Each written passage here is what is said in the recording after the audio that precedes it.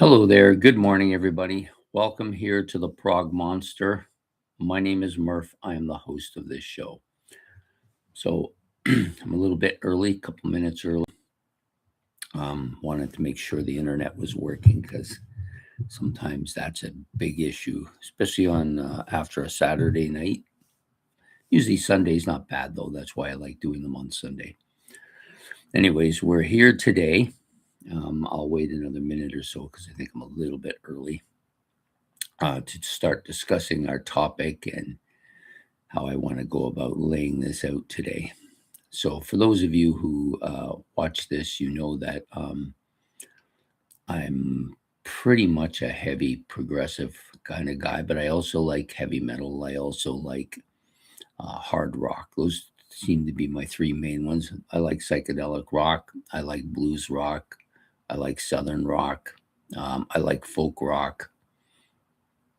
And there's probably a few other genres that I've begun to explore as well, but those are the main ones. So I'll try to stick with the stuff from those genres, not go too far off my beaten path, because then it's really not a question of whether you like or dislike them anymore. It's more a question of whether or not you even care one way or the other, right? Like if you don't listen to them, you can't really dislike them. That's my opinion. In order to really hate something, though, you have to kind of really love it in the first place. Otherwise, it won't have that impact. Okay, so we're going to start. First, I need a drink because I don't need my voice breaking up all throughout the entire thing. So, anyways, what we're going to do today, or what I'm going to do today, and you can join in if you wish, is we're going to be talking about um, those bands that I don't like and why I don't like them. Really, that's all it's just going to be about. I could have pulled some discs off of my playlist, off of my back wall, but I decided there's no point to it. I have some of the bands I don't like. I actually have CDs from them. Some of them I have a lot of CDs from, so that tells you a lot, right? So I'm not going to do this in any particular order. Just as I think of them, I will bring them up. So we'll start with a band that probably really kind of sets the tone for this kind of thing, which is Guns N' Roses, or GNR if you prefer. Up until recently, I didn't even know there was 5 members of the band. I always thought it was a 4-man band, but I often get them and Motley Crue, another band that I somewhat detest. I get them mixed up with who's in what band because I don't really care anymore. That's pretty much it. So for me, Guns N' Roses kind of started in the 90s. Yes, I'd heard of them before in the 80s because I knew about their big album from 1985, but I really didn't follow them until I was in my 90s. I had a couple friends that liked them a lot, so I started following them, and I have to say their first album is pretty good. It's a pretty solid album, but it wears on you very quickly, actually. That voice, actually didn't really mind the vocals on their albums. A bit gnarly, but not terrible. It's just, anyways. I started listening to them. I listened to their debut album, which I can't even remember the name of, and then there's a bunch of albums that came out. Well, not a bunch, 2 or 3 that came out. I never got and have no interest in getting. I think there was one song off one of them that I had to listen to because a girl I was dating at the time liked that particular band. Even when even won a karaoke contest once. I won a shirt singing a song by Cheap Trick, who's a band I do like, but I did it in the Guns N' Roses vocal style, and people loved it. Thought it was great. Anyways, that's about the highlight of my career with them. And then from that point on, it kind of went downhill with them. First, I started thinking, well, they don't put in new stuff very often, and I don't really like the new stuff they put out. And Then it went to the part where they were always kind of bickering amongst each other, which I didn't really care for. And so that kind of drove them down even further. And then they started doing things like a final tour and raking people over the coals for their money only to have another final tour. Yeah, there's a few bands like this. And I know what you're going to say. Well, what about Kiss? Okay. So the difference between Kiss and Guns N' Roses and why I still like Kiss and why I don't like Guns N' Roses is pretty simple. Um, the Kiss music I grew up with for about 4 years. They were easily my favorite band. And so I have a huge connection to them, to my childhood, and absolutely adored them. It's faded over the years a lot, but they were much higher up on the scale than Guns N' Roses was. So you've got the difference between a band who had probably a dozen albums that I loved versus a band who had one album I kind of liked. So the fall from grace for Kiss is a lot further down than it would be for Guns N' Roses.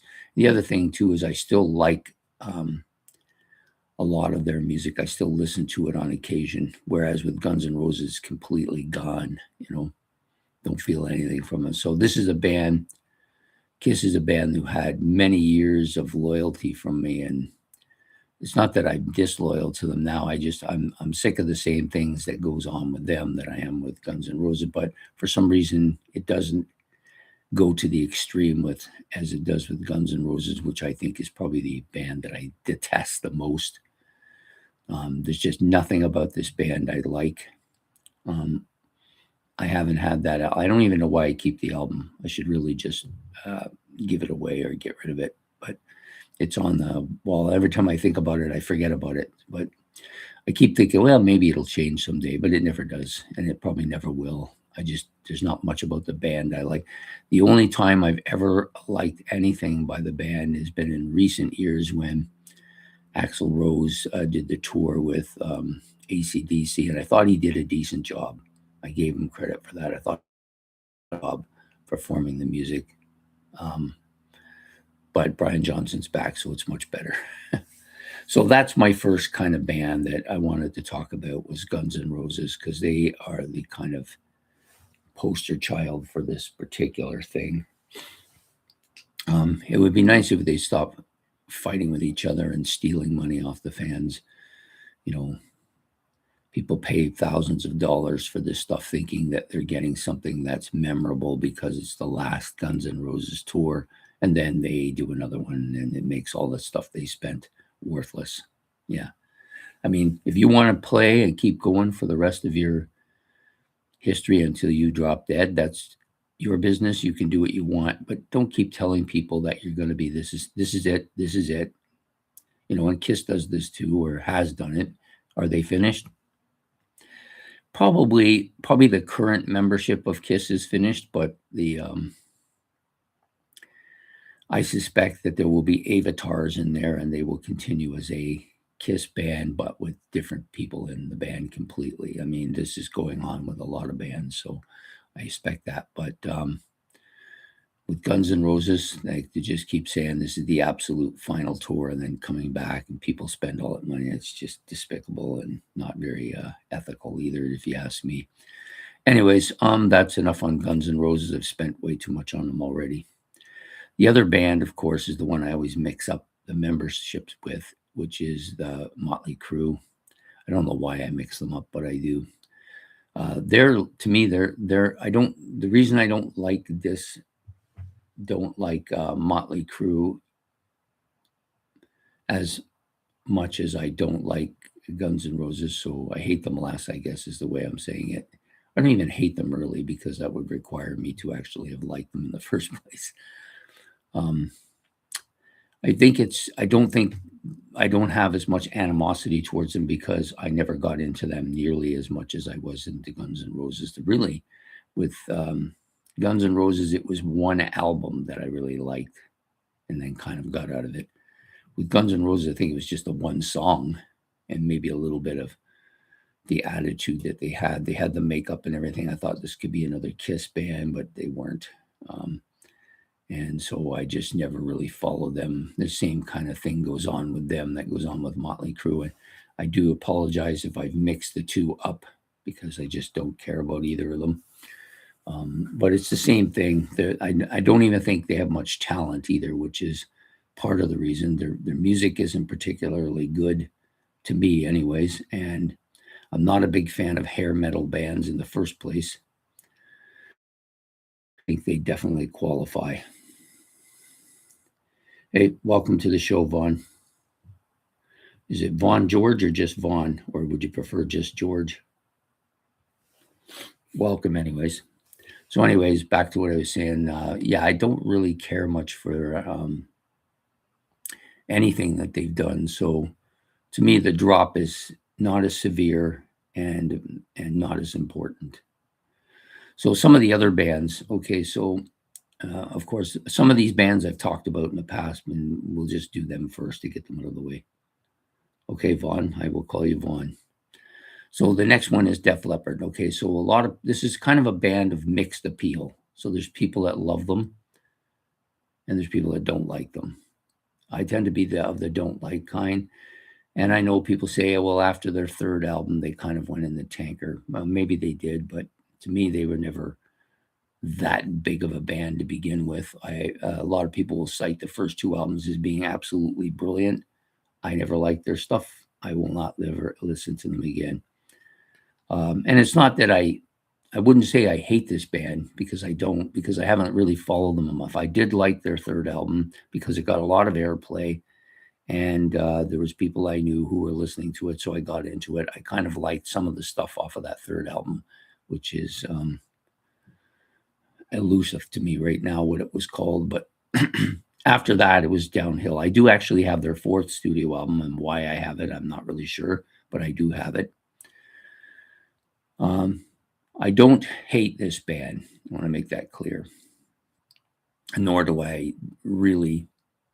It's just it's become a band who I kind of listened to and then kind of didn't want to listen to. I think that their music is, especially since that, was kind of disintegrated into not listenable to me. I can't even put it on. I tried once. No thanks. And people have often said they're extremely talented. I don't see it. I don't see what they're getting at, where they get this extremely talented part. Are they talented? Well, yeah, you wouldn't get a record contract with a big label if you weren't at least somewhat talented. So you can't take that away from them. However, I don't think they're nearly as talented as people would have you believe. And if they are, they're certainly wasting it on some of the crap they've put out. Anyways, that's my take on Def Leppard. And the other band, of course, is U2. I do have more albums by U2 than any of these bands. I've got about 6 of them. There was a time when I liked this band quite a lot. Some of their songs were among my favorite. I went through a period I would say in the early part of this century, like around about 2004, maybe through to about 2008 or 2009, where I listened to a lot of their stuff. I like them a lot. But the problem with this band is maybe more pronounced than it is with the other bands, is that they have huge egos, like gigantic egos. We're the best rock band there's ever been. The DJs that follow them, yeah, greatest rock band in history, U2. I don't even think it's close. I don't think they're in the top 100 best bands in rock history, not alone the number one. And their talent is very marginal. People go on about the Edge and how great a guitar. He's not that good, to be honest with you.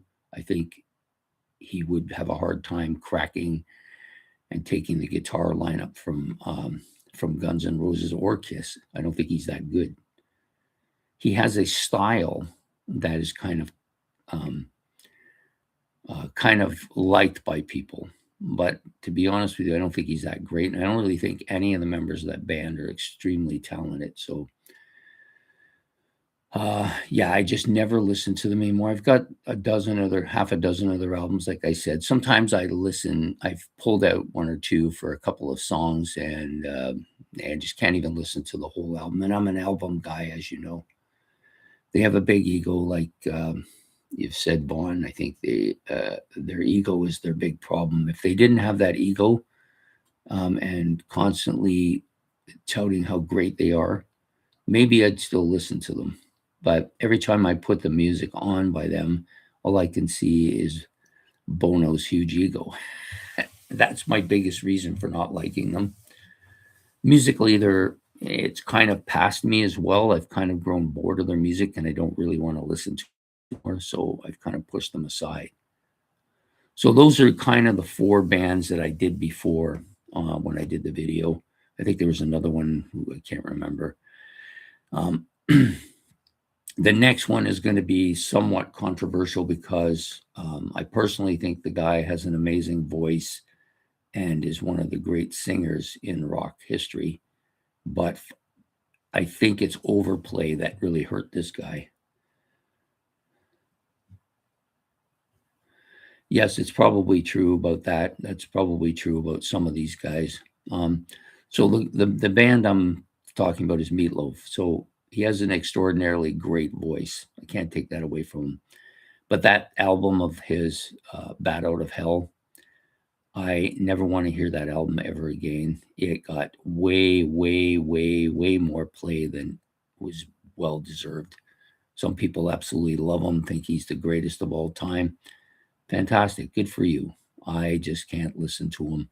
He's the one artist out there that I cannot stand, and I will not listen to him. I've never owned the album. I've had many chances to get it. I won't. I don't like any of the tracks on it. And I don't know that I don't think there's any kind of association with anything bad. I don't think there was. It's just wear out. I got inundated with it when I was working in a couple of places where they was play it all the time, and I just grew to hate it. And maybe that's more my fault than him. I don't know. The album cover, it's okay. I don't mind it. It's kind of misleading though. It kind of gives you this feeling like you're going to get some serious metal album here, and it's not metal even close to it. Yeah. So for me, Meatloaf, no.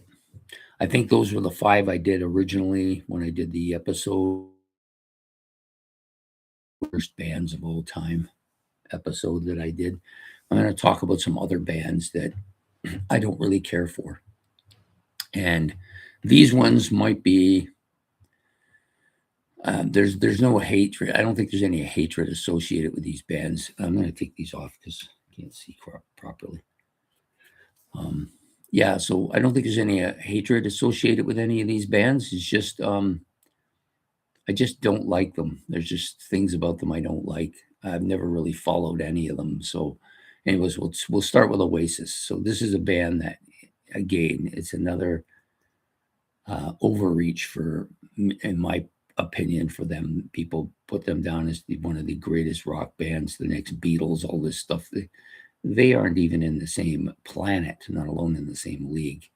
And that's what's annoying when you see bands get this kind of attention and they suck it up and tell people how great they are as well. I can't be bothered. There's nothing about this band that interests me in the slightest. I've listened to maybe one or two of their tracks, and that's made me even more nauseous. So I just will never follow them, have no interest in follow them, don't like them. Plain and simple.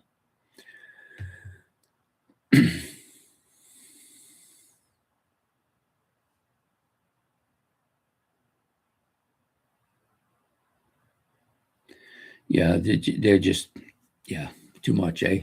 Just way too much. There's a lot of pop bands out there that get a lot of attention too. Some of those bands were new wave bands. Now, here's a band that may be overrated, The Police. They're probably overrated in a lot of ways, but they did have lots of hits. They were extremely popular, and all five of their albums are great. So, a band like that, I'm okay with. I don't care if you think you're the best, but you better damn well be the best. And they are among the best pop bands of all time. There's no argument there. They sold millions of copies. Many people like them. They had many hits, many great albums. I cannot take anything away from them, and I like them. That's a band that I can say that about. That's where your comparison lies with a band like that. Other bands um, that I think have gotten way too much attention and still get way too much attention, to be honest with you. The one band that comes to mind, and I don't actually own anything by these guys either, is I can't think of the name now. It's draining out my brain. It was there and then now it's gone. It's what happens when you get old, man. You can't hold on to it. You better write it down. Yeah, that one's gone. We'll have to come back to it when it comes back to me. Sometimes it takes a few weeks though. Yeah, other bands that I think are overrated, but I don't dislike them are bands like um God, that one's gone out of my head too. Eh? I can see it too. Oh, Metallica. That's the band I was thinking of. So Metallica, of those four big bands, of those four thrash metal bands, um, I don't mind any of them. Megadeth, Anthrax, who's got a new album coming out, and of course Slayer. All good bands. I think Metallica's a good band too. I think they're overplayed. Too much. Too many people make too much of this band like it's the greatest metal band of all time. I don't think so. It's not my greatest metal band. I guess I better put them back on. Anyways, I don't really care much for the overhype on them. But as when I'm listening to the band, I don't mind their music. I really don't. Uh, Maybe they're a little bit different now than they used to be. Well, maybe quite a bit different now than they used to be. But yeah, just not a band that I hate, but not a band that I really overly love either. I think they're a little bit overrated, in my opinion. Just my opinion, and that doesn't really count for much if you're making money. So, of course, I've talked about Kiss, but Kiss is not a band that qualifies for this show, really. For me, it's because I don't dislike them. I like them still. I just don't love them the way I used to love them. They've fallen maybe further than any of these other bands, but they were much higher up than any of these other bands too. So definitely an overrated band though, and overrated by them. They didn't need anybody else to overrate them. They overrated themselves, but I still like their music quite a bit. Maybe not so much their egos though. Other bands on this list that I once liked a lot, and I just don't really listen to much anymore. Well, I'm a big fan of Heart. I was always have been a big fan of Heart. I think they're immensely talented, lots of stuff, but they kind of lost me when they went into that 80s stuff. And this is not uncommon. A lot of bands did this, but they never really came back from that for me. Like after that 80s stuff, I just never um even though they haven't played that stuff for decades, or I don't know that they still play it. I just stopped following them, and I have no real interest in following them anymore. I like their original stuff, their first 4 or 5 albums, maybe first 6 albums, but after that, no. It's the same with Van Halen. I do not like any of the stuff that came out after David Lee Roth. I own one of them, but I just never got into it. I never follow them. There's lots of bands like this, Genesis. Most of the stuff from Genesis in the 80s, I don't really love it. The only little bit difference about Genesis is that that stuff from the 80s, I don't hate it. Some of the stuff in the 90s might be a different story, but the stuff in the 80s, I don't hate it. It's just not nearly like it's a long drop from the stuff in the 70s to the 80s for sure. Other bands, yes, the same thing. They went through their period where they were very poppy, but to be honest with you, I don't mind that poppy era. I do have a problem with some of the stuff they put out in the 90s and the 2000s. Some of it is weak. Yeah, it's almost like an attempt to try and just reproduce something that doesn't exist anymore. Even their most recent album, Mirror to the Sky, which I thought was good, I don't think it's great. It's not terrible. It's better than The Quest by far. I don't dislike The Quest even, but there are other albums in their discography, Heaven and Earth, Mag, Eyes Open. Eyes Open. I can't think of the name of the album right now. These albums are just, they're not deserving of the Yes logo, if you ask me. I think John Anderson's stuff has been decent, even though it still has that John Anderson feel to it. I can feel the difference between a Yes album and a John Anderson album. John Anderson albums tends to be a little bit more marshmallowy than the Yes stuff. But I do like both of them. So neither one of those would qualify for something like this for sure. But there's other bands. Rush had its period of time. Rush is my favorite band. Have always been not always, but been my favorite band for very many years. And I love the early Rush classics. I love the stuff they put out after God, what is I have always have a blank with this particular album, and I'm not sure why. It's a blue. I call it the Blue Album. So everything after the Blue Album I like. Everything before Moving Pictures I like, but that area in the middle, even Signals, is kind of lost it with me. I do like Grace Under Pressure a little more than I used to, though. But the other stuff, the Red, Hold the Line, I think that's what it's called, Presto,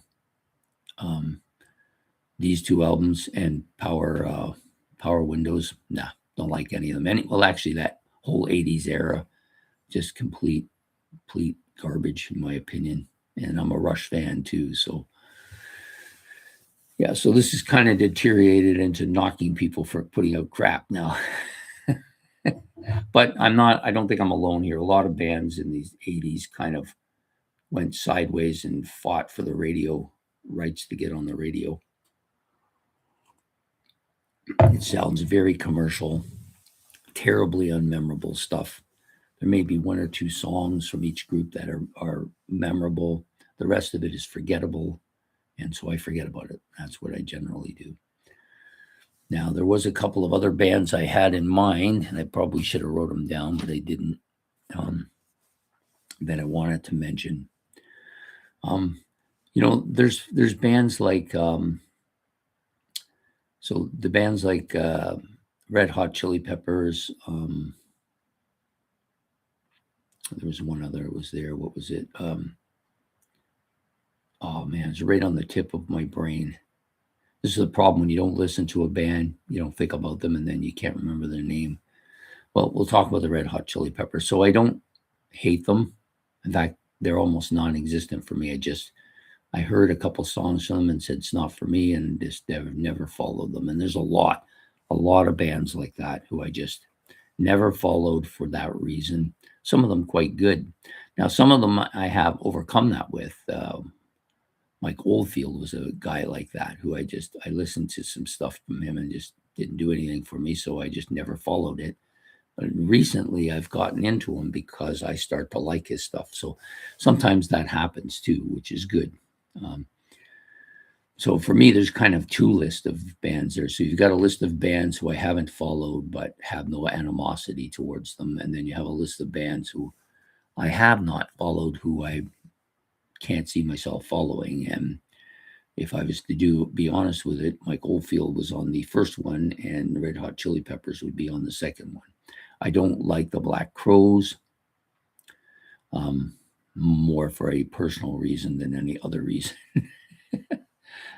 So I had a girlfriend who was right into them, and she kind of annoyed me with it to the point where I can't stand their music. It's kind of strange, but that's how it happens sometimes. Often, your take on some people's music is actually quite how do you say it? Quite infected with your own personal life. So it may come at the wrong time with the wrong person in the wrong circumstances and cause you to not like the band for that reason.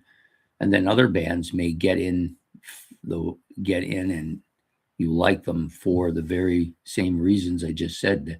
They came at the right time in the right place with the right person, and they would access. And otherwise, if that had not existed, they probably never would, right?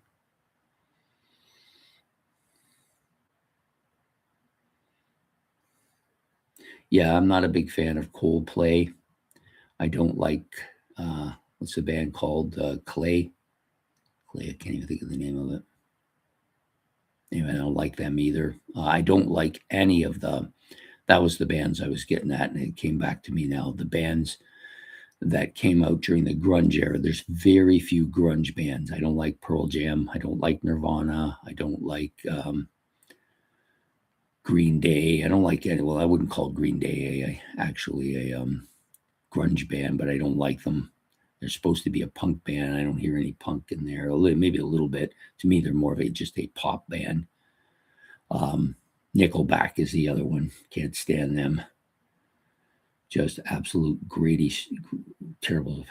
Hey, welcome, Wade. Haven't seen you for a while. Glad to have you on the show. Yeah, so my problem with the grunge movement is that it kind of destroyed rock, in my opinion. It just kind of took over the airwaves, and all the stuff that I liked was just pushed down. And I just don't care for grunge at all. There are a couple of grunge bands that I'm okay with. Soundgarden being the one that's most notable. I do kind of like them a little bit. I have a few of their albums. And the other bands that kind of might be a little bit funny are the progressive metal bands. I don't know what it is. You would think this would fall right in my wheel well because I like metal and I like progressive rock. And if you're combining them, it seems like a Rush move to me, but I just don't find myself liking any of the main ones anyways, like Queensryche or Dream Theater, which are probably the two premium ones. Fate's Warning being the other one. I don't mind Fate's Warning. Of the three, I would prefer them.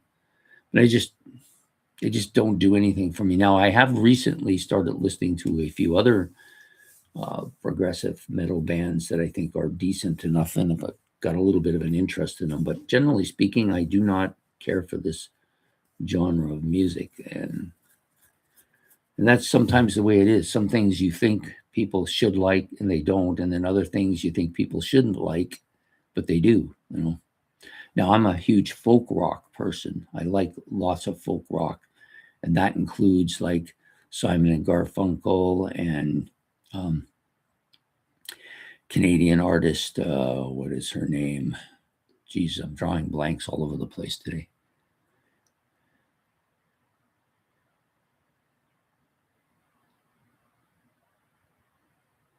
Yeah, I'm not sure what it is, and I'm in the same boat as you, Vaughn, on Dream Theater, as well as the whole progressive metal stuff. I don't really. There's something about the band that just doesn't sit with me, and I can't figure out what it. I have several of their albums. I've tried listening to them because they seem like a band I should like and should get into, but I don't. And this goes back to the time period of Kansas for me. Starts kind of in the Kansas era where Kansas is considered a progressive rock band by many people. And if I'm being honest, I think they are, but I don't like them. And yet I love Styx. And people would say, oh, they're the same. Well, they're not really.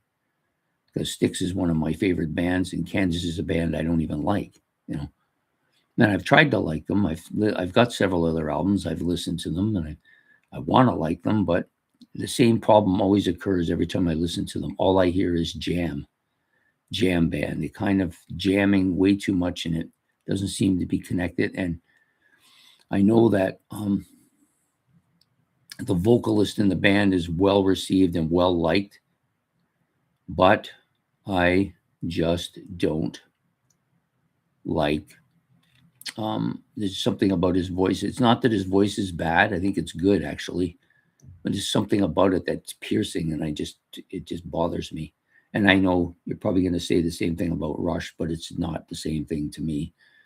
Rush has always been my favorite. Well, been always been one of my two favorite bands for the past 45 years. That's never going to change. They are easily my favorite band. I love everything. Well, mostly I love a lot of what they do. Some of the stuff I have not liked at all. So that happens with just about every band. And I can't think of any band that's put out stuff that, yeah, the Grateful Dead is a good example of a jam band. Allman Brothers, another good example of a jam band. And Kansas, I think, although they're not the same as either of those two bands, don't have the same sound, are definitely a jam band, in my opinion.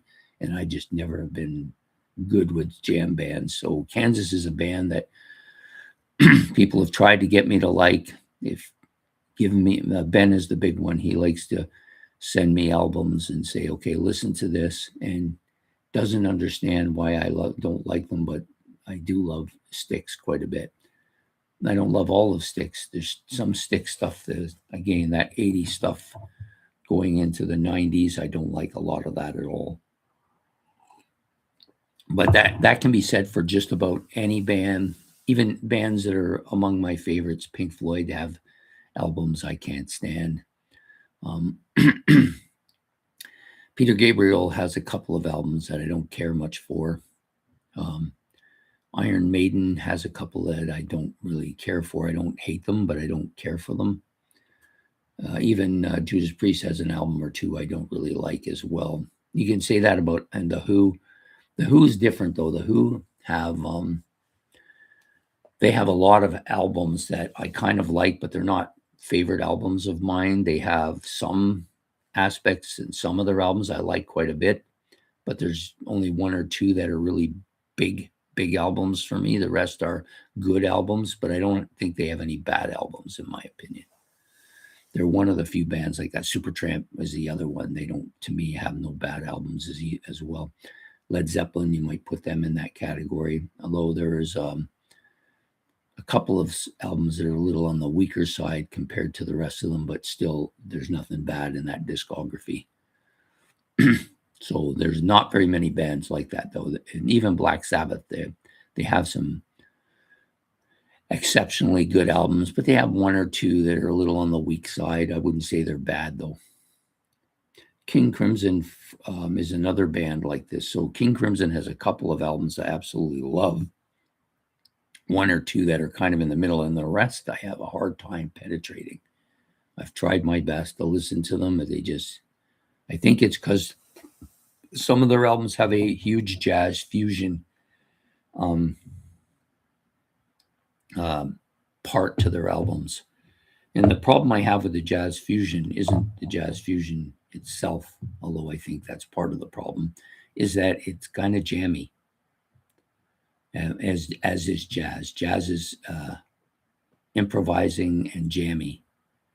And not that I don't, I see what the point is, and they're trying to show off their skills, which is good. They should. But it's to me, it's kind of disconnected. That's the problem I have with jammy. It doesn't really have a theme. It's just them playing their instruments as good as they can, but there's no real theme to it. And there's some people that love that. They just want to hear solo after solo after solo of every kind of instrument, and they're okay with that. But to me, it has to fit into a musical continuity in telling a story. And King Crimson is very much that way to me.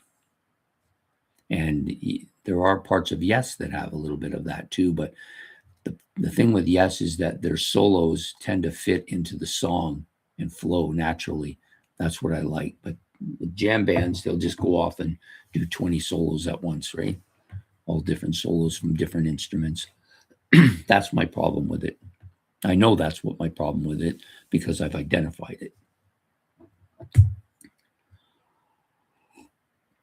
So unless I suddenly do a 180-degree turn and start liking jam music, then a lot of these bands that I mentioned that are into that jamming stuff or have jazz fusion in their element or something like that are going to have difficulty with me.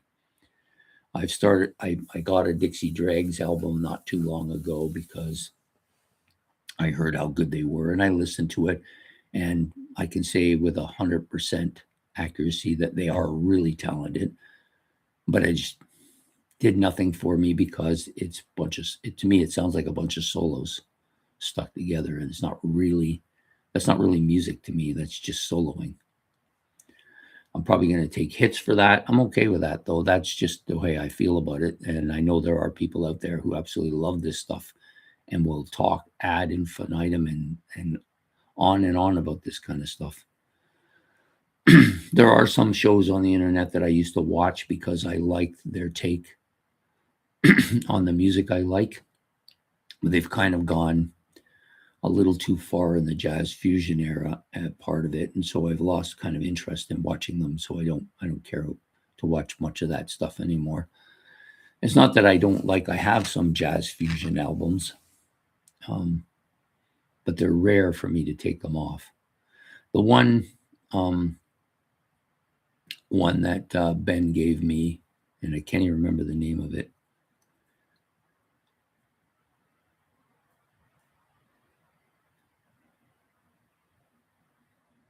Yeah, that's the band I was thinking of, actually, the Mavishu Orchestra. I have an album by them. Some of the members of that also had another group of albums that I didn't mind. So when I say I don't mind, is that there's an application for their music.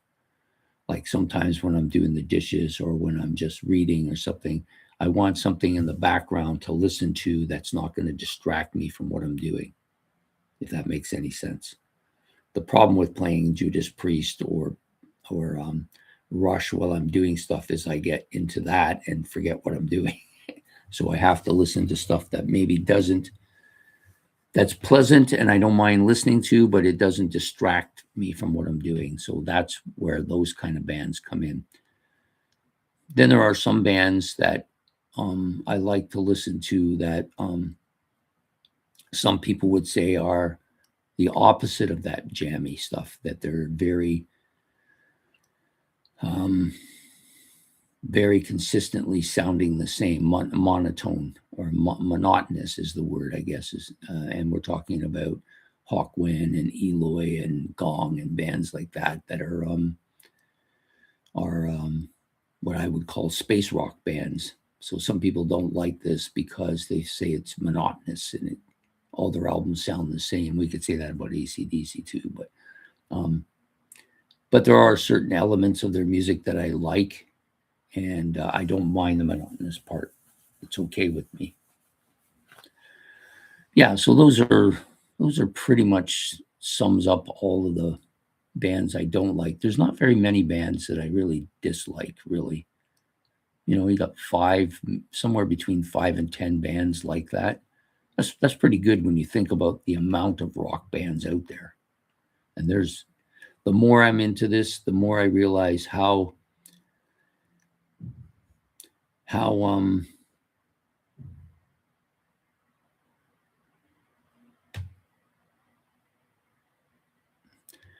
what was I saying? How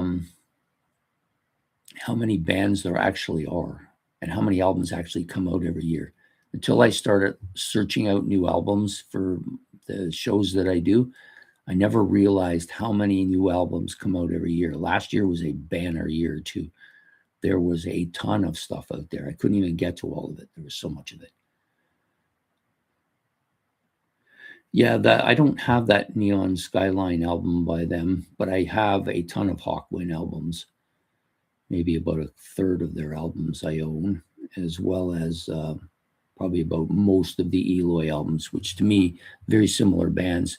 Hawkwind probably has better vocals though than Eloy, but I think Eloy's albums are a little bit more differentiated, I guess is the best way to put it, but not much. Yeah, Hawkwind's got like 37 or 38 studio albums, along with a whole horde of live stuff, which I have some of their live stuff too, and different versions of the band, like the Hawk Lords and Hawk Gods or whatever it's called. There's a few different versions of the band where he just decided to call it something different so he wouldn't interfere with the Hawkwind sound. But those first 4 or 5 Hawkwind albums are absolutely fantastic. And then there's a sprinkling of stuff throughout the rest of their discography, which is quite good as well. And then most of the rest of the stuff is pretty decent too. It's not bad. There's no real bad stuff with them either. And they didn't put out one yet this year, which is kind of surprising because they almost never miss a year to put out an album. Last year's album was good instrumentally, but I think he was off on a tangent on his lyrics that I didn't care for too much.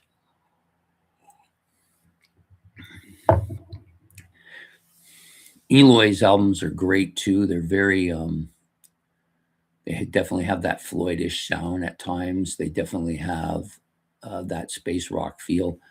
Vocals they could have improved, but I've kind of gotten used to his sound of his voice. It doesn't bother me too much now. Oh, the Hawkwind stuff, yeah. A lot of their 90s stuff's pretty interesting too. I think they added a little bit some different elements to their music in the 90s that wasn't maybe present as much in the earlier albums. I found in their earlier albums it was more of a hard rock, space rock, kind of a feel to it. They were a little bit harder, and now they're a little bit more electronic, I think. Well, their stuff that's out now is a little more electronic. I don't know about the 90s, maybe a little different. I think I only have the one album from the 90s, if I'm correct. I can't even remember if it's from the 90s. It might be from the early 2000s. Yeah, another good band. Lots of good bands out there.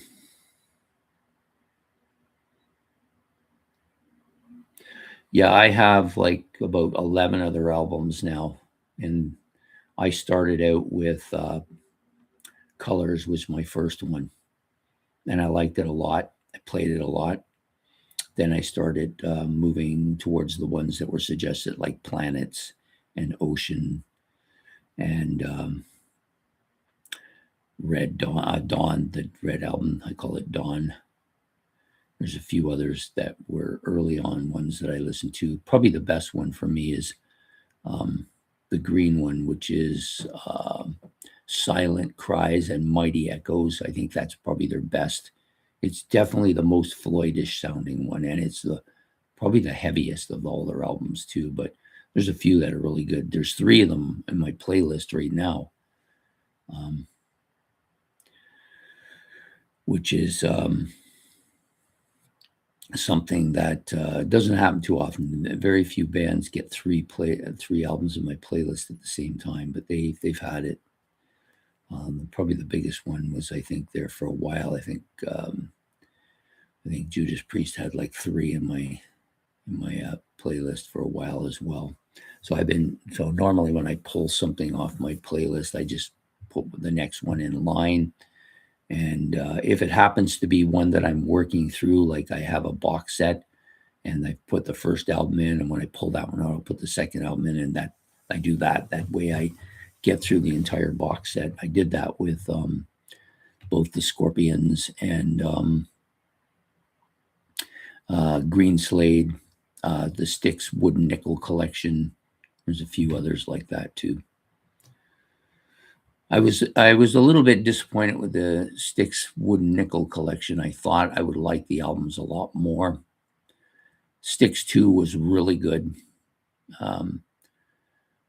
Serpent Rising I liked. The first album in the Styx debut album, Styx 1, and Man of Miracles, they didn't really capture my attention very well, neither of them. So they will probably get another chance at some point, but definitely like the 2 middle of the 4. But they weren't bad. There was nothing really bad there. I just don't think that they were as strong as I thought they were going to be. That's all it was. If I had Mountain, I've never listened to. I don't know that I've ever heard a song from them. I may have, but they seem like a band that I probably would like. But I just they're in that group of bands that I said earlier. There's a group of bands that I've never listened to, but I could listen to and would probably be okay with. And then there's a group that I've never listened to and I probably will never listen to and have no interest in listening to. They're definitely in the first of those two bands. Mountain, there's a couple of other bands that I think fall in that. Mastodon is another one that probably belong in that first list as well.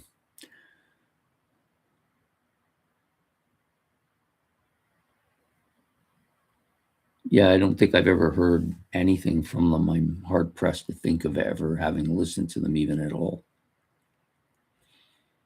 And that's one of the other issues. There's just so many bands out there. Like you could literally listen to a different album by different band every day and never repeat yourself.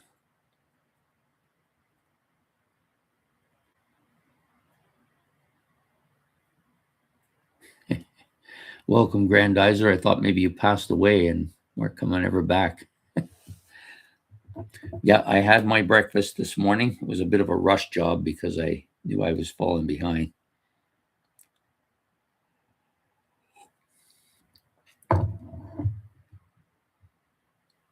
Welcome to the group, Grandizer. Vaughn's here. And can't remember. Where'd the other guy go? I don't see his name there.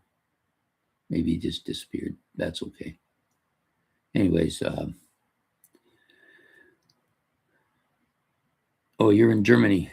Yeah, that's a good place to have lots of good music out of Germany for sure.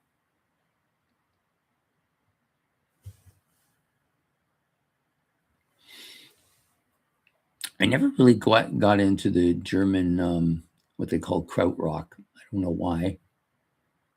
It's not something I've pursued. It's not for lack of.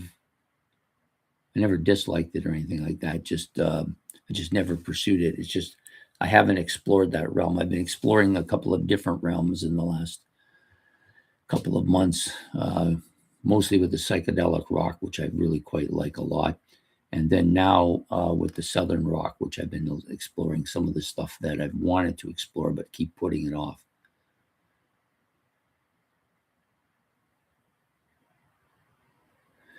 Yeah, I did most of the ones I didn't like early on. U2, of course, Def Leppard, Motley Crue, Meatloaf, Guns N' Roses, Oasis. I'm sure there's others that I'm just not thinking of. See, that's what I mean by it. I don't really actually hate any bands because I would remember them if I hated them, and I can't remember them, so I can't hate them, right? Yes, this is a big problem with a lot of music that I would like to buy and listen to is expense. It's expensive. And the vinyl is extremely expensive, but I never was a vinyl person anyway, so I'm good with the CDs, but they're still them are expensive. Like take for instance, finally got the IQ album Dominion, which is this is one of the up and coming bands for me, a band that will probably crack my top 20 at some point. When it first came out, it was going to cost me $43 to ship it. And I said, no, forget that. I ain't paying that much. I don't care if I love the album. And I eventually got it for 28 and I'm happy with that.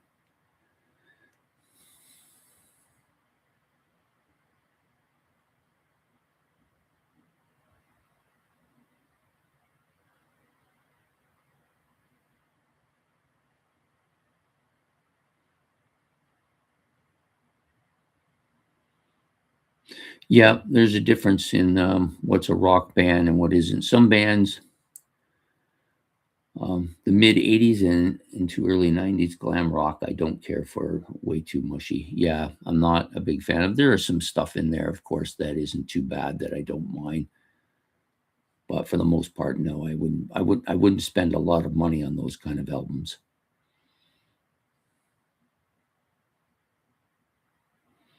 Yeah, the 80s glam rock is different from the late 80s stuff. Some of the earlier stuff isn't too bad, but you won't find me listening to much of it anyways. I used to collect vinyl. That was what I started out with. Almost the first 300 albums I owned were all vinyl. But when I moved out, I gave them all to my sister because, first of all, I wasn't going to have a record player. And second of all, I really wasn't wanting to take them with me. They're too bulky. So I decided that I would do something different. I would collect cassettes. I thought it was easier to store. And I didn't really like the cassettes much either. So then when the CDs started coming out, that's when I started changing.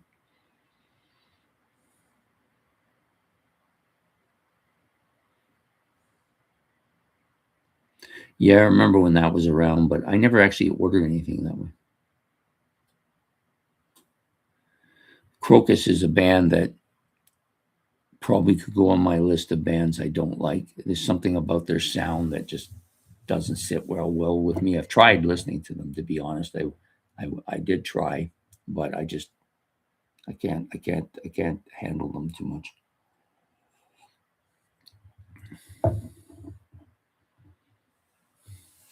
Yeah, a lot of people have gone the way of just downloading all the music they want.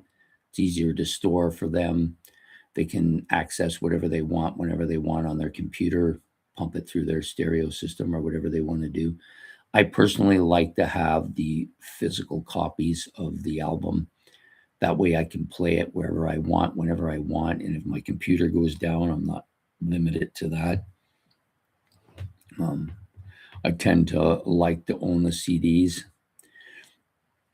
I preferred the vinyl album covers because they were usually came with posters and stuff like that, which was nice. But I've never been a big fan of the vinyl records themselves. They scratch easy, they warp easy.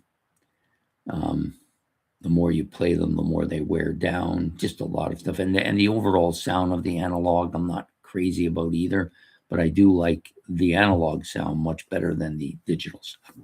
Sorry, digital sound. Soul Asylum, can't tell you a single thing about them. Don't know anything about them, only the name. I suspect they're on the list of bands I probably wouldn't listen to, though. There's something about them that reminds me that that's where they probably belong.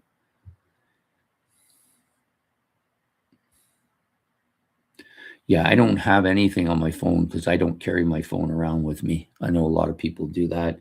My phone usually stays by the chair, my armchair in the front room, and sometimes I take it to the kitchen table. But generally speaking, unless I'm waiting on a call or I have to make a call or I need it for some personal reason, I don't take it out of the house.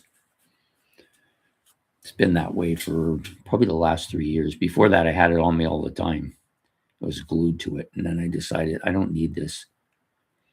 Now that my daughter's moved out and she's living on her own, she doesn't need me to come and get her at any moment of time. So I don't keep it on. I don't keep it on me.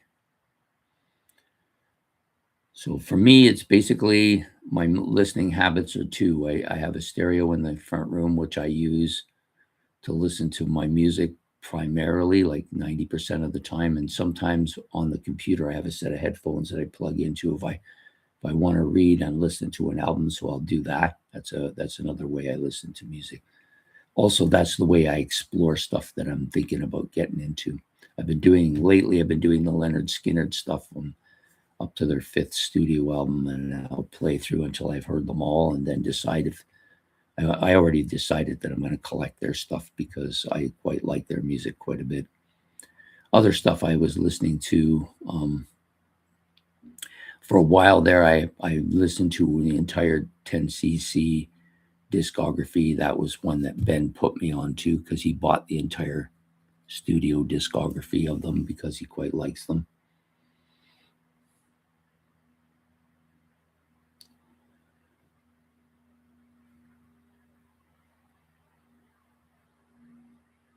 Yes, I've heard of Accept. They're probably a band that um, I might explore at some point, and I'm not no great interest at this point in time. I'm kind of funny with the metal stuff. Um, some of it is absolutely love it.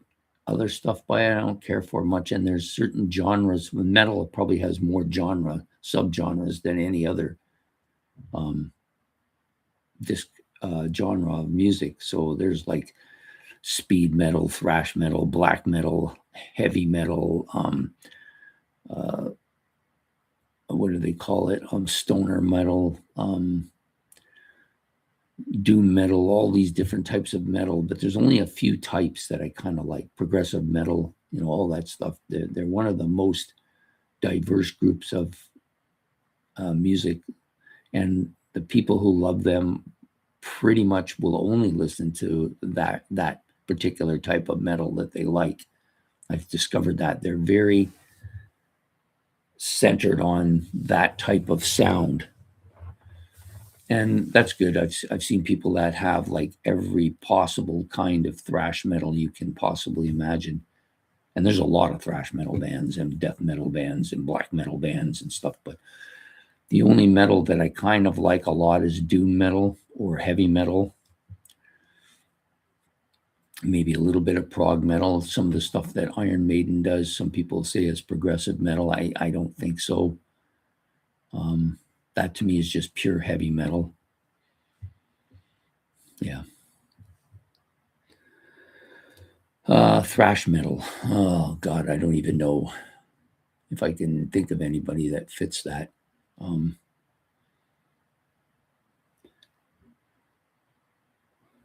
Speed metal to me is stuff that is just very high speed.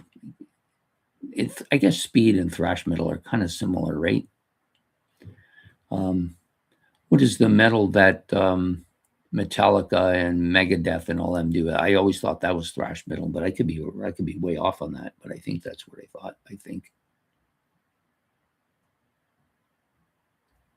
No, there will never be a top 5 love songs.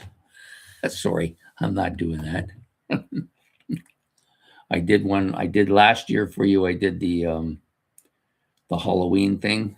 I'm not doing that this year. We're doing for the 28 days. I'm doing a series of episodes called "Where Are We Going From Here," which is basically I've picked an album which I started with today. If you want to watch it, you can go back and watch it. And from that album, you have to figure out which artist I'm going to move forward with and to a different band and a different album. So I chose one today, and then I will take one of the artists or the producer, one of those two, and move forward to an album that they also did for another album. And I'm going to do that throughout the entire series.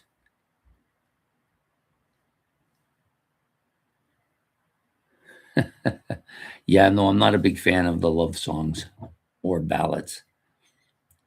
I guess Ben kind of dispelled my total dislike for it by giving me one in the one of the series we did where I had to pick out my 10 favorite ballads, and I thought, well, this is going to be tough. I don't even know if I can come up with more than 2, but I actually came up with 10 and could have had a lot more.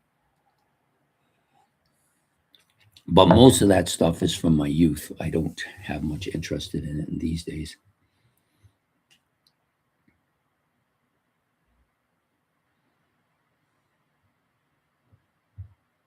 Yeah, maybe if I still had the beard. Unfortunately, where I work, the beard would not fly very well.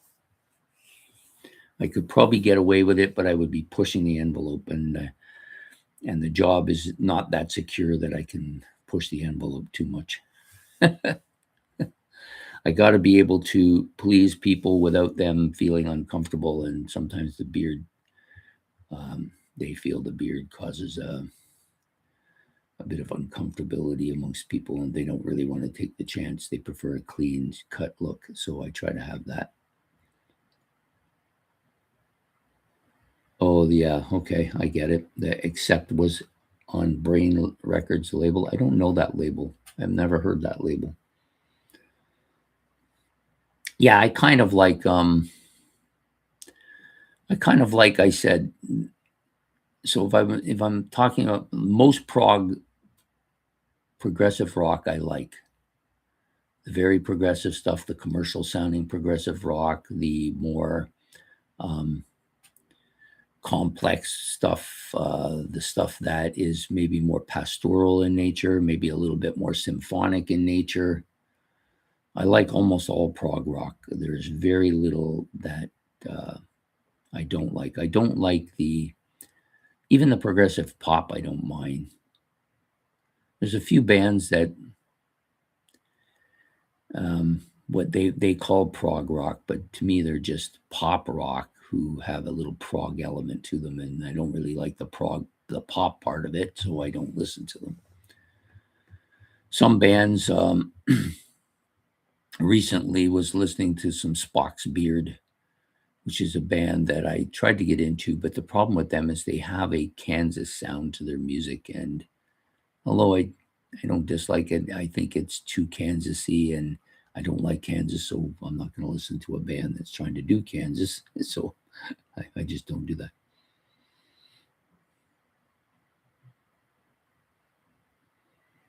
Yeah, neither did I. And I was before you came on, I was talking about Heart and why I dropped off with them. So their first 5 or 6 albums I like a lot.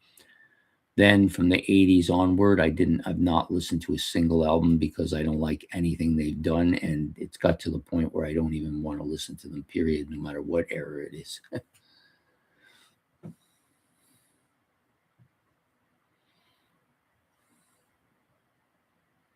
Yeah, I've heard of Jane. I've heard of Novalis. I don't know if I've heard of Guru and early Scorpion stuff. Yes, of course. I like the early Scorpion stuff. I like more than the later stuff. Basically all the stuff with Uli John Roth, I love. The stuff after that, I'm okay with it. I don't mind it, but I prefer the stuff with Uli John Roth. He's a fantastic guitar player. A lot of soul in his music, man.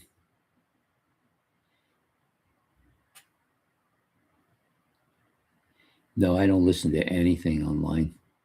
I don't listen to any radio station. Sometimes when I'm in the car, if I don't feel like listening to talk radio, I will put on Ozzy's Boneyard, or I might put on the Beatles on Sirius XM or something like that. But that's rare. Sammy Hagar, I don't care for at all.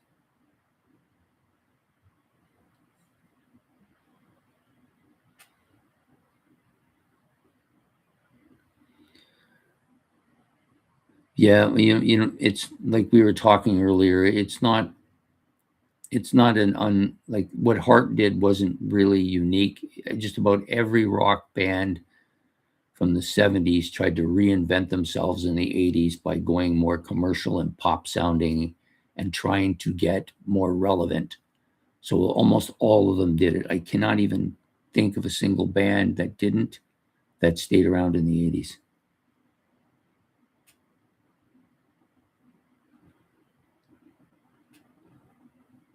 I like both Jane and Novalis. I've listened to both of them. They're good bands, both of them. It's the problem with those two bands, and the reason why I haven't gotten heavily into them is because it's difficult to find the albums for a reasonable price. That's usually what, if I like a band and I haven't got anything from them, that's usually the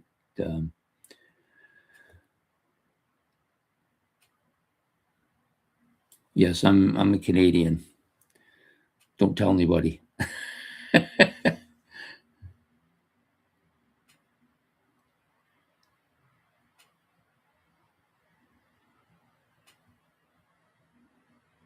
Yeah, just don't. I don't like radio at all. To me, it's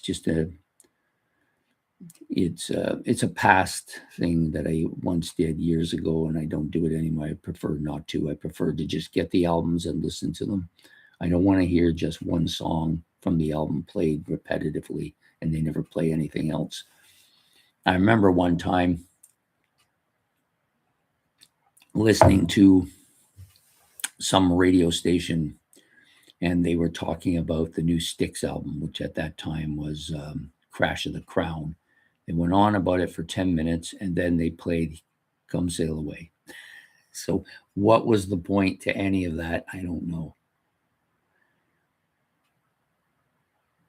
Yeah, it's just the problem with them playing it over and over again. They often play good stuff, but after about the 30th time hearing a song, you start to get kind of long. You don't want to hear it no more.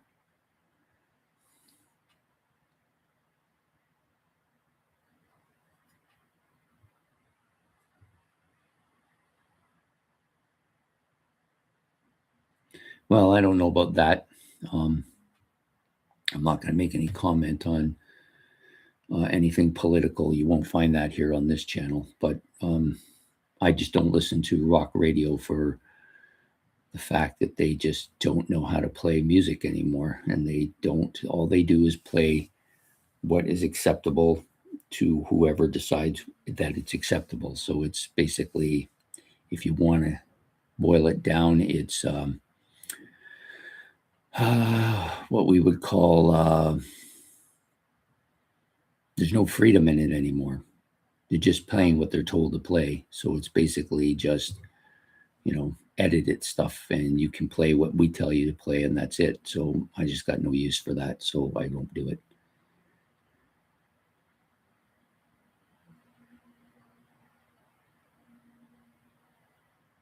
Yeah. Yeah. I don't know that I've heard a Gentle Giant song ever on the radio. I can't imagine when.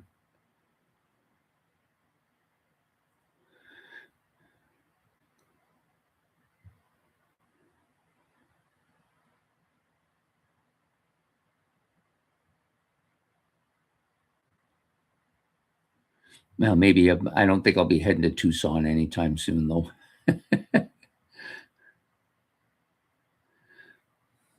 Yeah, they just there's some bands you will just never ever hear. You're not going to hear any Froop. You're not going to hear any Gentle Giant.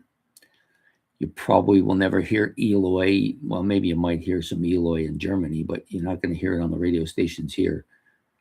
Like, these are just bands you'll never hear. You don't even hear King Crimson on any of the radio stations here. I've never heard any. Maybe back in the day when I was 20, I heard stuff, but I don't even remember that.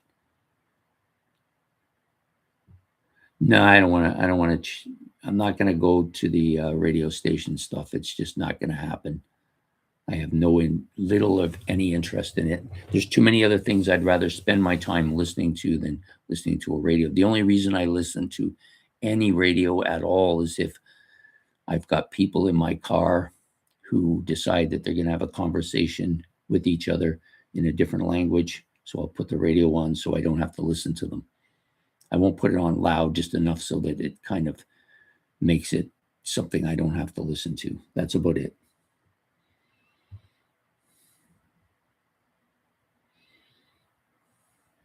Yeah, maybe, but I can listen to Eloy and King Crimson here. I have all their albums. I'd rather do it that way. That's just the way it is. I have no interest in going on a radio station. Yeah, I'm kind of like that. If somebody gives me a group that they think I would like, I generally will go on the internet, find the album and listen to it. And then if I like it, which happens, I go and check it out and see how expensive it's going to be or how hard it's going to be to get. And that's usually what, like, there's some stuff that Ben has given me over the years that's Australian. Um, but it's difficult to get that stuff here. So how much time do I want to spend listening to those bands that I can't get access to? Not a ton. So those bands, as much as I may like them, if I can't get their albums, then I'm not going to listen to them. So I don't spend too much time dwelling and listening to them and then wanting them and then convince myself to spend a ton of money to get them. There's no need for that. So I don't do it. Like, if I see something, if I go to this record store I go to and there's something there that I know that I like and I've never seen it anywhere and it's a reasonable price, I'll buy it all, you know. Like, there's a band called Budgie. Probably most of you have heard of them. I kind of like these guys now. And they have almost all of their albums discography, but they're all new albums and they're all in the 23 to 24 range. So what I decided to do with a band like that is, when I have extra, I will get one of their albums and then I'll get another one and eventually have them all. But um,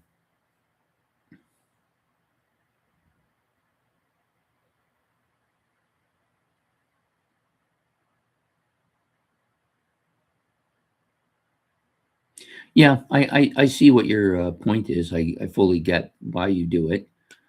It's just not something I'm going to do, and so there's no point to it for me. Like I said, sometimes I will put. There's a couple of Sirius XM channels that I will use if I get people in the car who are trying to have a conversation and don't really want me to be part of it because they're having a discussion. I will put the radio on a low setting. Usually, to be honest with you, it's usually the classic 1940s music that I put on because it's kind of not offensive because I kind of like the 40s music too.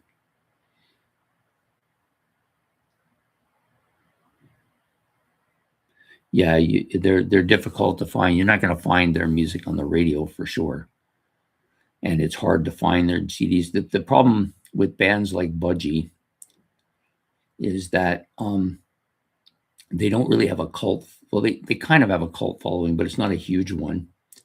And they never sold millions and millions of albums. So people generally, what happens is that when people get tired of their CD collection or whatever, they'll turn it in or sell it, and then you might get a chance to find that. But because they didn't make that many albums in the first place, it's going to be difficult to get any of that really. And there's lots of bands like that, lots. Some bands have become more popular as a result of the internet. As the internet's grown, these bands have become more well known. Of course, Gentle Giant is probably the premium example of that. The people who like prog rock have now discovered Gentle Giant, and many people who've discovered them have discovered that they are also probably the best progressive rock band that's ever been. But they just never sold anything because they weren't well known and they didn't get radio play and their music wasn't as commercial sounding. Now, I don't know if they're the best prog rock band of all time. I'm sure there's Yes and Genesis and Rush fans out there that would dispute that vehemently, but they're definitely among them. There's no doubt about that.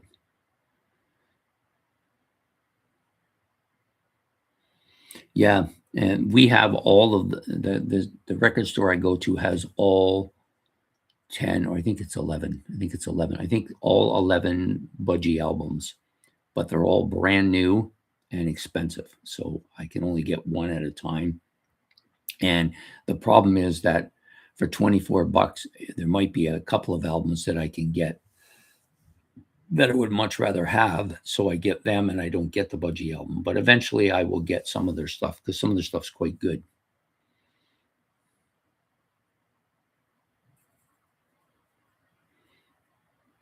Is Budgie an English band? I think they are, right?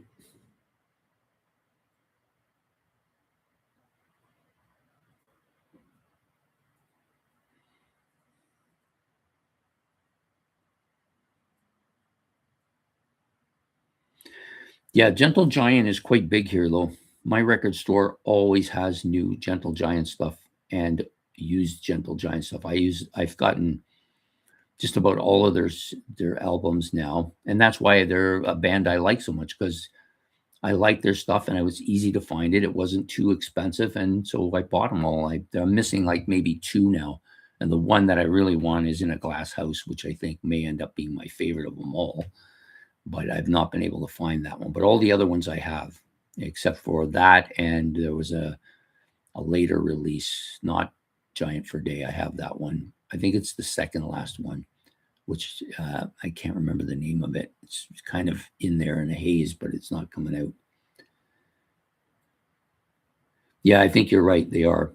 The thing about Budgie people always try to sell me on is that um, Pete Shelley sounds like Geddy Lee. I don't think they sound alike, but they definitely have that odd voice. That's for sure. Yeah, those are hard to get. Those three, their debut album, "Acquiring the Taste," and Three Friends. Three Friends was actually the first one I ever bought, but I've had that one for 40 years. And I didn't, that was the big thing. I didn't like them initially either because I never heard anything on the radio. And back then I was a kid. If I didn't hear it on the radio, it couldn't possibly be good. Yeah, That's a good way of thinking, right? So Gentle Giant for me has become a top 20 band, and probably before the year's end will probably crack my top 10, which I didn't think was going to be possible. I didn't think no matter how much I like the band, they would ever be able to break my top 10. But I think they will. That's my prediction, is they will be. I'm still working through their discography. I've played all their first four, have been in my playlist. Um, the one that's going in there now is the one with the what is the name of it? Sorry, I'm drawing a blank on that one too. But anyways, um, just about all of their stuff has been in or have listened to quite a lot, except for In a Glass House, because I haven't been able to get it. Every once in a while, I do have a live album by them that I really like a lot, and it has quite a bit of stuff from In a Glass House on it as well.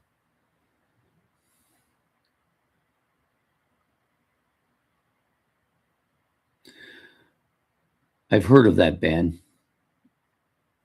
I don't know much about them though. The name I know for sure because I've heard them talk about it. I can't even remember if they're a metal band or what they are. There's so many European metal bands that are difficult to find over here. It's the same with the Australian stuff. A lot of good stuff out of Australia in the 70s, then just hard to get it because if it doesn't make it here in the US, or if it doesn't make it in the United States, it's probably not going to be over here.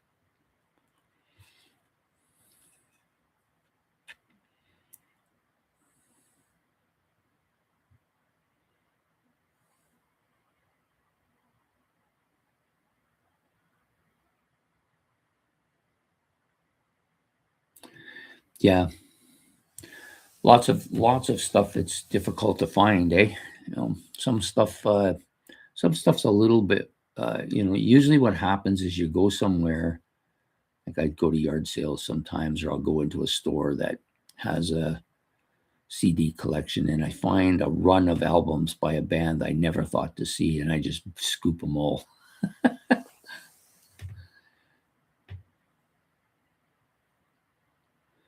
Okay, so a band that might be a little bit more like, say, Green Slade, more keyboard oriented.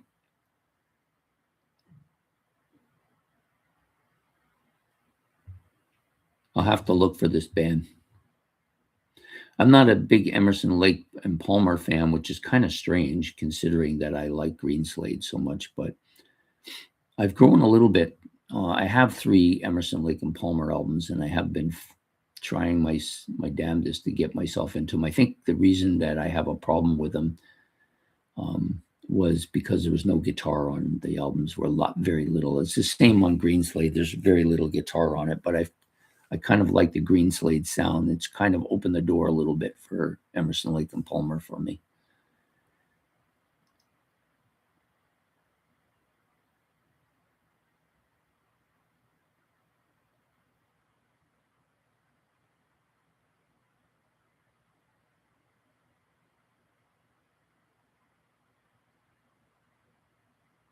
Okay. I think the reason that I think one of the reasons that I don't really listen to radio is because I prefer to listen to my own CDs.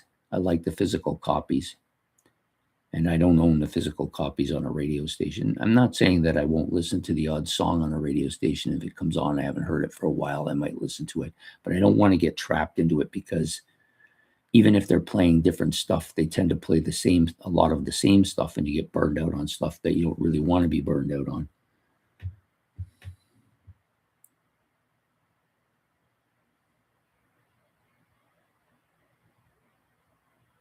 Yeah, that you'll hear this about bands. Oh, it's a ripoff. It's a ripoff. It's a ripoff. I don't care if it's a ripoff or it's not a ripoff. If I like it, I like it.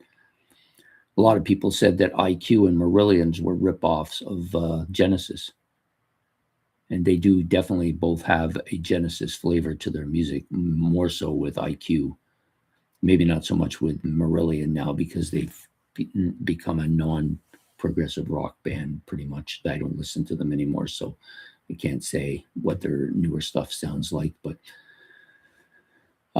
yeah, this is a common theme that people will say, "Oh, it's a ripoff," because I don't care if it's a ripoff. If it sounds good and I like it, then I'm listening to it. I don't care if it sounds like Pink Floyd or if it sounds like Genesis or Yes.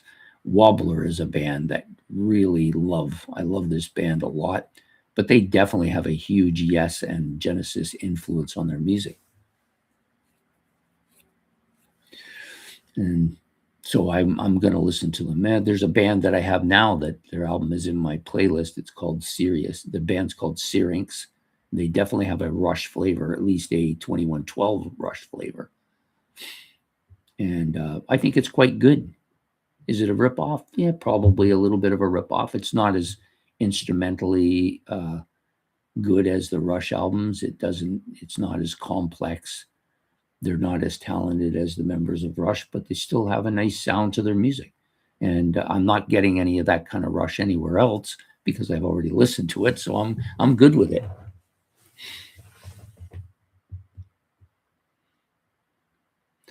Yeah, I don't care. All the radio stations could go. I would be okay with it. Yeah. And sometimes these bands, when you listen to them, Vaughn, when you're listening to the bands like how you say it, triumvirate.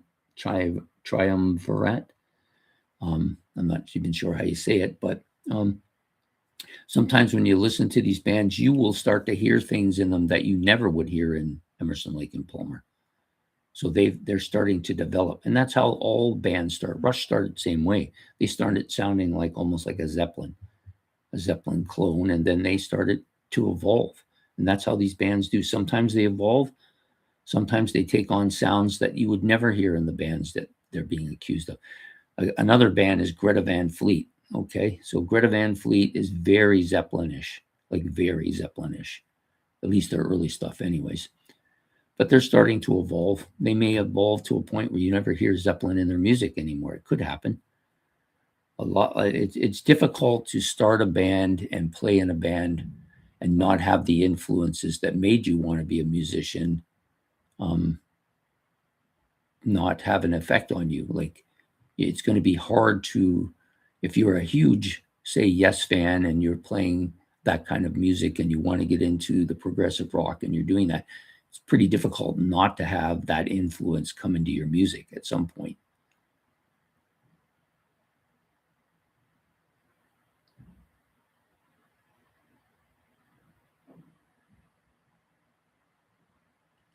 Yeah, to me, radio stations, um, I'm not trying to put down what you like, Grandizer. It's certainly, you like it, then listen to it. But for me, um, radio stations really have died 30 years in the past now.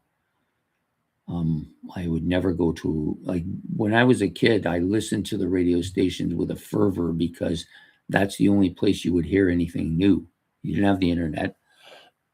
Unless you bought the magazines, you would not know anything about these albums. So the only time you ever heard about new albums coming out was off the radio station. So you had to basically, sorry, you had to basically um, like the song that they would play. And back in those days, they would play large parts of the album, which was good. But when they started just getting to the hits, then if you didn't like that hit, you would not explore the rest of the discography. And this happened to me with Aqualung was the big one. So I'll talk about Aqualung and I'll talk a little bit about The Wall. So with Aqualung, the song Aqualung, not the album, but the song, I didn't like it. So that kept me from listening to Jethro Tull for 15 years before I got into them because I didn't like that one song. Same with The Wall from Pink Floyd, the whole album. There was a couple tracks on it I liked, but for the most part, I didn't like the album. I thought, well, the Pink Floyd sounds like this. I'm not going to follow them. And so I didn't follow them until the 2000s. So I went almost 20 years without listening to Pink Floyd that much because I thought they would all sound like The Wall. Yeah.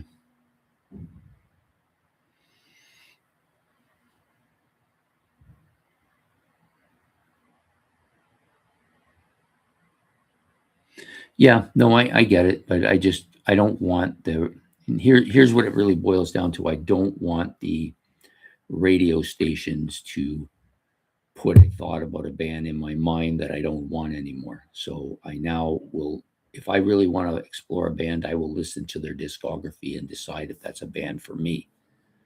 Where I don't want to be given stuff that may or may not, like it may make me decide to go and listen to that band, but then again it might make me decide not to listen to that band. I don't want that to be a determining factor. That's why I don't do it.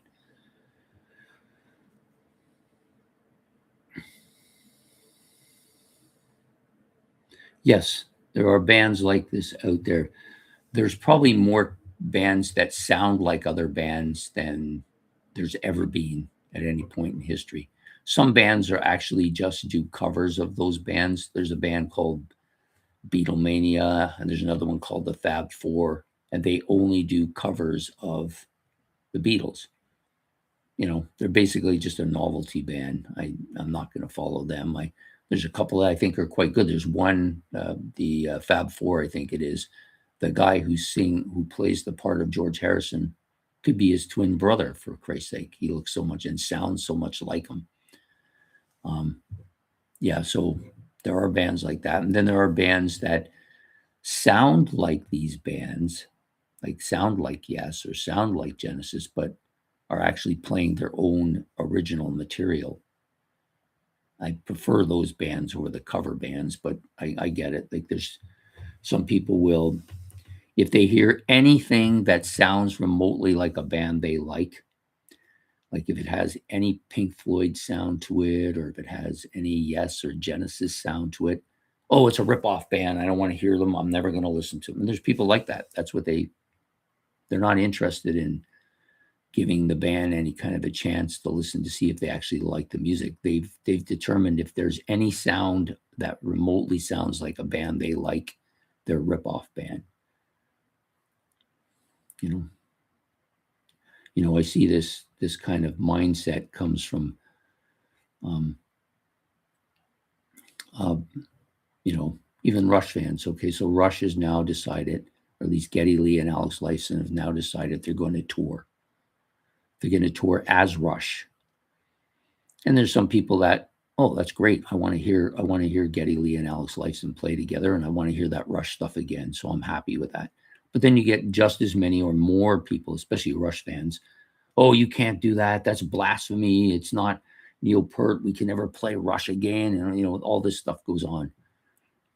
If Geddy Lee and Alex Lifeson invented Rush, if they want to play Rush stuff or do another Rush album, they are more than capable of doing that. And some people will say, oh, well, they had a different drummer before. Yeah, well, he played on one album. He doesn't really count. But I get why they're upset because they're playing stuff without Neil Peart. But it's still what they want to do. And if that's what they want to do, I'm okay with it. I would have preferred they just do something under a different name and call it whatever they want to call it and play whatever they want to play. But if they want to play Rush, who am I to tell them not to, right? If they want to call it a Rush album and Neil Peart's not on it, who am I to tell them that it isn't? It's their band. They created it. They can do what they want. Same as on my channel, I can do what I want. But there's a lot of people out there that believe in censorship. Now, this may seem like not related, but it is related. Censorship to me is you telling people what they can listen to and what they can't listen to. You're making the arbitrary decision and deciding that what is acceptable to you should be acceptable to me, and I have no say in it. That's what I have a problem with censorship. And they do this with albums, they do this with speech, they do this with everything. As soon as I hear somebody in support of censorship, I know what kind of person I'm dealing with. And that is the truth about music as well. When you start telling me what I can and can't do, people can do what they want. They invested their time, money, and their lives into playing Rush music, and they still want to play it. Good. Do your best.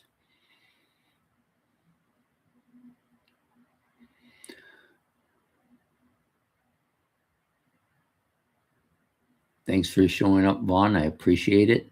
Um, Helps the channel a lot. And this has been going on a long time. I got to leave soon too myself. I'm supposed to be somewhere at noon. I still have to shower and shave. But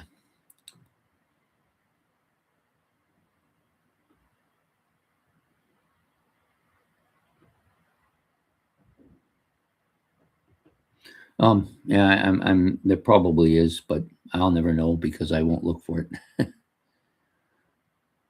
Yeah, take care, Vaughn. You have a good day. We'll see you again, I hope. No, not church. I have some other things I have to do.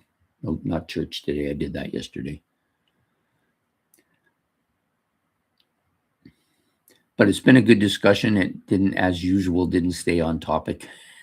there's so many there's so many things you can say about bands you don't like before you run out of those bands. At least for me, I don't have many I don't like. It's a very limited group of bands. And I'll be honest with you, some of these bands, my dislike of them have lessened over the years too. So bands I once hated, I now just dislike, and eventually maybe I just won't think about anymore because I just don't listen to them anymore. So it wasn't like it was 35, 40 years ago where you would be, if you didn't like a band, they would come on the radio all the time and you would be forced to listen to them, which make you hate them even more. That's not the case anymore. So even Guns N' Roses, who I never listened to, I don't like. I don't hate them anymore either because I simply don't listen to them anymore.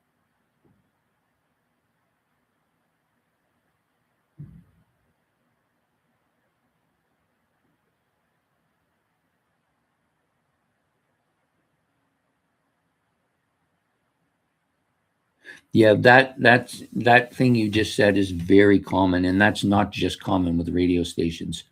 Some people start out with a show that does um, one particular thing. They're doing one particular thing, and then as they grow, they start to discover other things that are related to what the topic is they're talking about, and then pretty soon that thing that they relate it to starts to become more dominant on their show, and then pretty soon it takes over. And I've seen this a lot, and that's okay because maybe you're getting a different audience, and you're growing your audience in a different way, and maybe you're growing into that sound, so it becomes that sound.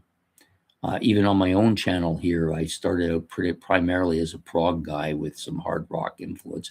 Now I've kind of branched out into lots of different genres of music, but I'm still primarily a prog guy, and I try to keep that focus there. So I will do Into the Prog Verse tonight, and I try to keep Into the Prog Verse specifically on prog music. I don't venture off in any subgenres or music that's related to it. I try to stay with that.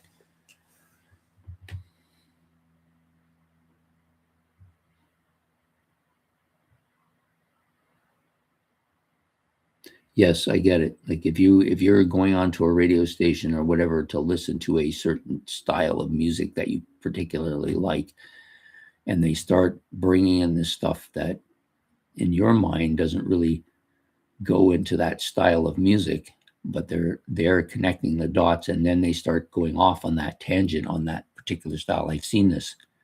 There's one particular show I watched regularly, was religiously watching it, but it's gone too far one way, away from where it originally started. And the reason I watched it was for that original thing. And then it's gone off into this other genre of stuff that I don't see. I see the connection, but I don't like I don't mind a little bit of that in my prog music, but after a while it starts to go off into an area I don't really want to go to. So I stopped watching the show, not because I hate the show, but because it's not talking about what I originally wanted it to do.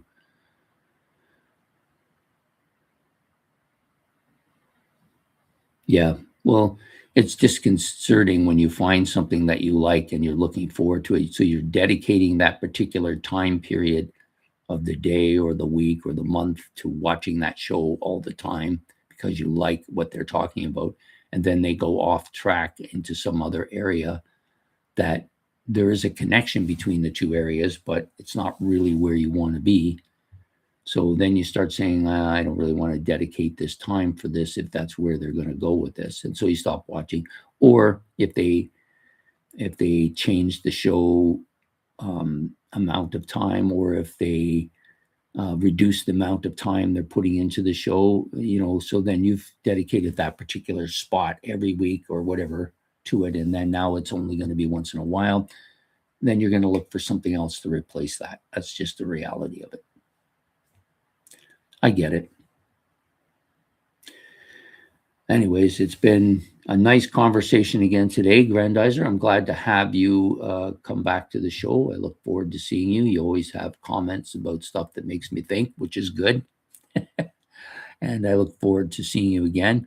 I will be doing the show tonight, Into the Progverse. We're now up to 1976, for those of you who are not aware of what we're doing. I've been doing my favorite prog albums from each year. I started in the 70s, 1970. I did 70, 71, 72. I skipped 73 because of the series I ran last month, and did 74. And I was going to stop with 75, but people seem to like it and want me to continue. So I'm going to go on and see what happens. No, we won't be going there. Anyways, we will see you all next week for another episode of another episode of Sunday Morning Breakfast Live. I'm not sure what the topic is next week. I will probably consider it throughout the day and put it out. It's likely going to be some kind of discography of a band that I have quite a bit of albums of. I have a couple of bands in mind, and one of them, I'm going to choose one of them for next week's total. So take care and have yourself a good week. From the Prog Monster, goodbye.